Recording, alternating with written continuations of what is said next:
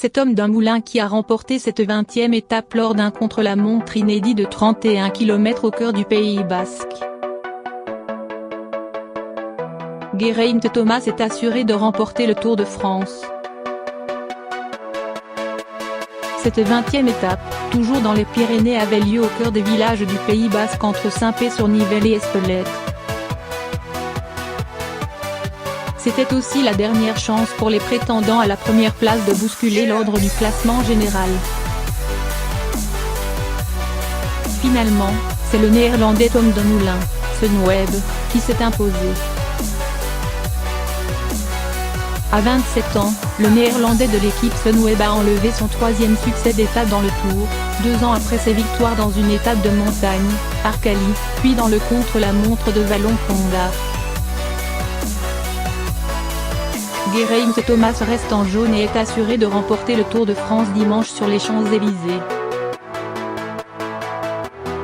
Le parcours de ce contre-la-montre fait de bosses et de faux plats était idéal pour les profils de punchers comme le français Julien Alaphilippe, sacré meilleur grimpeur vendredi. Finalement, c'est un autre Français, Romain Bardet, qui tire son épingle du jeu en reprenant une place au classement général et en passant 6e.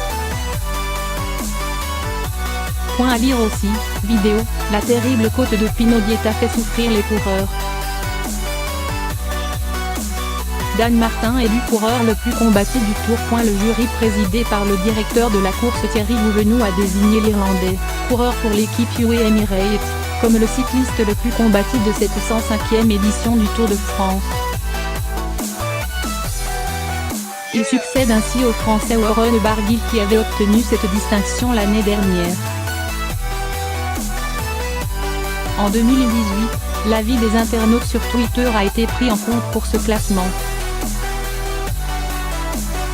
Un coureur termine le contre-la-montre sans frein. Le Français Johan Opredo a confié avoir vécu un contre-la-montre difficile et assez particulier. Pas étonnant lorsqu'on apprend que le coureur a effectué la fin de cette 20e étape sans frein alors qu'une descente de 15 virages conclut le parcours.